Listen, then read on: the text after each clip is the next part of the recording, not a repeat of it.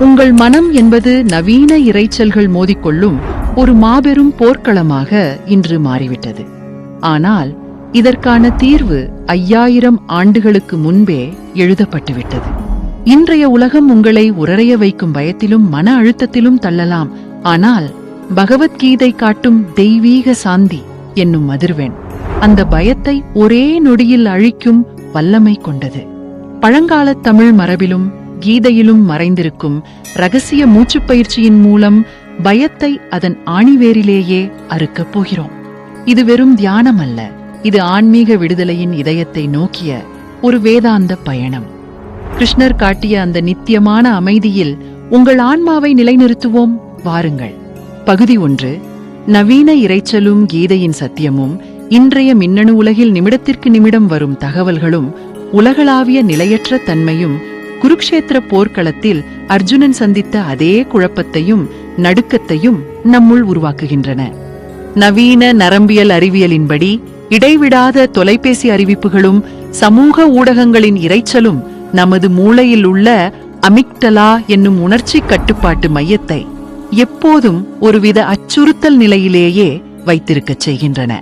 பகவத்கீதையின் முதல் அத்தியாயமான விஷாத யோகத்தில் அர்ஜுனன் தனக்கு உடல் நடுங்குவதாகவும் கையில் உள்ள வில் நழுவுவதாகவும் வாய் உலர்வதாகவும் கூறுவது இன்றைய மருத்துவ உலகம் சொல்லும் பானிக் அட்டாக் என்னும் அதீத பதற்றத்தின் துல்லியமான அறிகுறிகளாகும். பாதுகாப்பு கவசம்.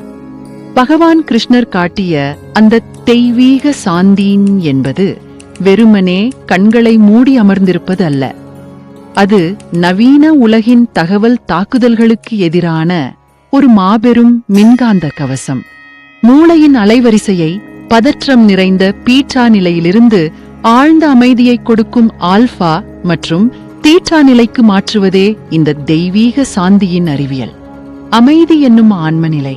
நமது தமிழ் ஞானிகள் அமைதி என்பதை ஒரு தற்காலிக உணர்வாக பார்க்கவில்லை. அமைதி என்பதே ஆன்மாவின் அடிப்படை வடிவம் என்று ஆணித்தரமாக கூறினார்கள். அலைகள் ஓய்ந்த கடல்தான் உண்மையான கடல். மனம் என்ற அலை ஓய்ந்தால் மிஞ்சுவது ஆத்மா என்ற ஆழமான அமைதி கடல் மட்டுமே என்பதை உணர்வதே முதல் படியாகும். பகுதி 2. வேதாந்த பற்றின்மையின் ரசவாதம். மன அழுத்தம் எதனால் உருவாகிறது என்பதை பகவத்கீதை மிகத் தெளிவாக துளைத்துக் காட்டுகிறது. நான் செய்யும் செயலின் முடிவு இப்படித்தான் இருக்க வேண்டும் என்று வெளிப்புற முடிவுகளின் மீது நாம் வைக்கும் அதீத பற்றுதலே இந்த மன அழுத்தச் சூழலை உருவாக்குகிறது. அறிவியல் படி ஒரு குறிப்பிட்ட முடிவை நாம் எதிர்பார்க்கும் போது நமது மூளை டோபமைன் என்னும் ரசாயனத்தை எதிர்பார்க்கிறது. அந்த முடிவு கிடைக்காத போது கார்டிசோல் என்னும் மன அழுத்த ஹார்மோன் வினாடியில் சுரந்து உடலை சோர்வாக்குகிறது. நிஷ்காம கர்மம் கர்மண்யே வாதிகாரஸ்தே மா பலேஷு கதாசன, அதாவது கடமையைச் செய், பலனை எதிர்பாராதே என்ற கீதையின் தத்துவத்தை உங்களின் இன்றைய அலுவலக நெருக்கடிகளுக்கும் சமூக அழுத்தங்களுக்கும் பொருத்தி பாருங்கள். முடிவுகளின் மீதான பற்றை கைவிடும் அந்த நொடியே உங்கள் உடலில் உள்ள மன அழுத்த ரசாயனங்கள் உடனடியாக குறைகின்றன. முடிவுகளின் மீதான எதிர்பார்ப்பை நீக்கிவிட்டு செயலின் மீதான முழு கவனத்தை குவிக்கும் போது மூளையின் நரம்பு பின்னல்கள் மறுசீரமைப்பு செய்யப்படுகின்றன. இது வெறும் அறிவார்ந்த புரிதல் மட்டுமல்ல, உங்கள் உடலை ஆழமான அமைதிக்கு தயார்படுத்தும் ஒரு மாபெரும் உயிரியல் மாற்றமாகும். இந்த மனநிலைக்கு கீதை வைக்கும் பெயர் ஸ்தித பிரக்ஞன், அதாவது எந்த சூழ்நிலையிலும் அலைபாயாத உறுதியான அறிவுடையவன் என்பதாகும். தோல்வியைக் கண்டு துவளாமலும் வெற்றியைக் கண்டு துள்ளாமலும் இருக்கும் இந்த நடுநிலைத்தன்மைதான் உங்களை எந்த மன அழுத்தத்திலிருந்தும் காப்பாற்றும் ஆணிவேர். பகுதி 3. நித்திய போர்க்கள வீரனின் மூச்சு. சிந்தனைகளை சிந்தனைகளால் ஒருபோதும் வெல்ல முடியாது. கொந்தளிக்கும் மூளையை அமைதிப்படுத்த உடல் வழியான ஒரு குறுக்கு வழி தேவை. உங்கள் நரம்பு மண்டலத்தை அமைதிப்படுத்த பாரம்பரிய யோக மரபில் உள்ள ஒரு குறிப்பிட்ட தாளத்திலான மூச்சு பயிற்சியை நாம் கையாள வேண்டும். நமது உடலில் வாகஸ் நரம்பு, வாகஸ் நரவ் என்றொரு மிக முக்கியமான நரம்பு உள்ளது. இதுதான் நமது உடலின் அமைதி மற்றும் செரிமானத்திற்கு பொறுப்பானது. நரம்பு மண்டலத்தை சீரமைத்தல். கண்களை மூடி மிக மெதுவாக மூச்சை உள்ளிழுத்து அதைவிட 2 மடங்கு மெதுவாக மூச்சை வெளியேற்றுங்கள். உதாரணமாக, மூச்சை 4 வினாடிகள் உள்ளிழுத்தால் 8 வினாடிகள் மெதுவாக வெளியேற்ற வேண்டும். மூச்சை வெளியேற்றும் நேரத்தை நீட்டிப்பதன் மூலம் நீங்கள் நேரடியாக அந்த வாகஸ் நரம்பை தூண்டி உடலின் துணைப்பரிவு நரம்பு மண்டலத்தை பாராசிம்பதெடிக் நர்வஸ் சிஸ்டம் விழிப்படையச் செய்கிறீர்கள். இதனால் இதயத் துடிப்பு உடனடியாக குறைகிறது. மந்திர அதிர்வு. மூச்சை வெளியிடும்போது உங்கள் மனதிற்குள் ஓம் சாந்தி சாந்தி சாந்தி என்ற ஒலியை மானசீகமாக உச்சரியுங்கள். ஓம் என்ற நாதம் பிரபஞ்சத்தின் ஆதி அதிர்வெண்ணான 432 ஹெர்ட்ஸ் அலைவரிசையை கொண்டது. இது உங்கள் செல்களில் ஆழமான குணமடைதலை தூண்டும். இது அலைபாயும் மனதை நங்கூரம் போல ஒரே இடத்தில் நிலைநிறுத்தும். உடலை கட்டுப்படுத்தும் இந்த பயிற்சியிலிருந்து மெல்ல மெல்ல உங்கள் எண்ணங்களை ஒரு பார்வையாளனாக கவனிக்கும் நிலைக்கு உங்களை உயர்த்துங்கள். இதுவே யோக சாஸ்திரம் கூறும் பிரத்யாஹாரம், புலன்களை உள்நோக்கி இழுத்தல் என்னும் உன்னத நிலையாகும். பகுதி 4. தெய்வீக அமைதியில் பயத்தை கரைத்தல். இந்த 21ஆம் நூற்றாண்டின் எந்த குழப்பங்களாலும் தீண்ட முடியாத ஒரு இடம் உங்களுக்குள் இருக்கிறது. அதுதான் உங்கள் உள் சாட்சி, இன்னர் விட்னஸ் ஆத்மன்.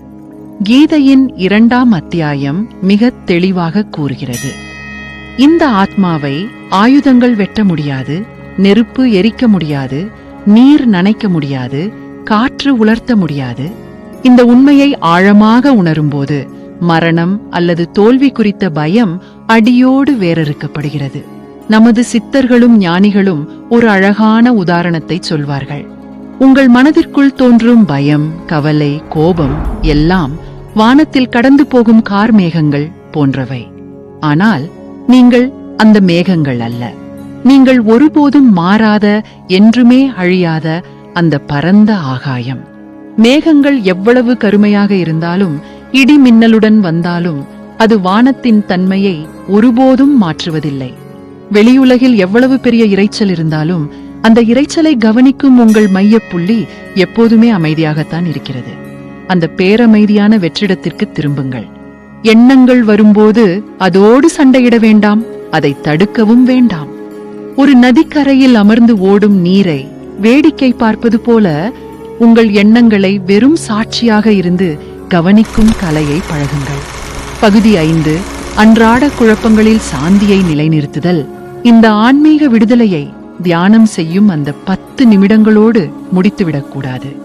அதிக மன அழுத்தம் நிறைந்த உங்கள் வேலை நேரத்திலும் குடும்ப பொறுப்புகளுக்கு இடையிலும் இதை கடைபிடிக்க வேண்டும். உணர்ச்சிகளின் வேதியியல் ஆயுட்காலம் வெறும் 90 வினாடிகள் மட்டுமே என்று நவீன அறிவியல் கூறுகிறது. அந்த 90 வினாடிகள் நீங்கள் எதிர்வினையாற்றாமல் இருந்துவிட்டால் உணர்ச்சிகள் உங்களை விட்டு அகன்றுவிடும். குருந்தியானம், மைக்ரோ மெடிடேஷன். திடீரென ஒரு பயமோ பதற்றமோ வரும்போது, அல்லது எதிர்பாராத நெருக்கடிகளை அலுவலகத்தில் சந்திக்கும்போது உங்கள் வேலையை 1 நிமிடம் நிறுத்துங்கள். 3 முறை ஆழமாக மூச்சை இழுத்துவிட்டு, நான் உடலல்ல, நான் மனமல்ல, நான் சாட்சி என்று உங்களுக்கு நீங்களே நினைவூட்டுங்கள். இந்த பயிற்சி உங்களை உணர்ச்சி வசப்படும் நிலையிலிருந்து பொறுப்பாக செயல்படும் நிலைக்கு, ரெஸ்பான்சிவ் மோட், உடனடியாக மாற்றும். உங்கள் கால்கள் பூமியை தொட்டிருப்பதை உணருங்கள். சுற்றியுள்ள ஒலிகளை தீர்ப்பின்றி கவனியுங்கள். இந்த தியானத்தின் அமைதியைக் கொண்டு உங்கள் வாழ்க்கையின் நோக்கத்தை மிக தெளிவாகவும் பதற்றமின்றியும் செயலாக்கத் தொடங்குங்கள். ஆன்மீகம் என்பது கண்களை மூடிக்கொண்டு குகைகளில் வாழ்வதல்ல. அது போர்க்களத்தின் நடுவிலும் புன்னகையோடு கடமையை செய்வதே ஆகும். நவீன நரம்பியல் அறிவியலின் மூளை நரம்பு தூண்டுதலும் கிருஷ்ணர் காட்டிய நிஷ்காம கர்ம தத்துவமும் ஒன்றே. மூச்சை கவனித்து பற்றுதல்களை விலக்கி ஆத்மாவை சாட்சியாக நிறுத்துவதே தெய்வீக சாந்தி. மன அழுத்த ரசாயனங்களை அழித்து மூளையின் நரம்பு பின்னலை மாற்றும் ஆற்றல் இந்த தியானத்திற்கு உண்டு. கவலைகள் கடந்து போகும் மேகங்கள், நீங்கள் அழியாத ஆகாயம். இந்த நித்திய அமைதி உங்கள் வாழ்வை மலரச் செய்யட்டும். உங்கள் அகப்பயண அனுபவங்களை கீழே பகிருங்கள். ஞானத்தோடு வாழ்வோம். திருச்சிற்றம்பலம்.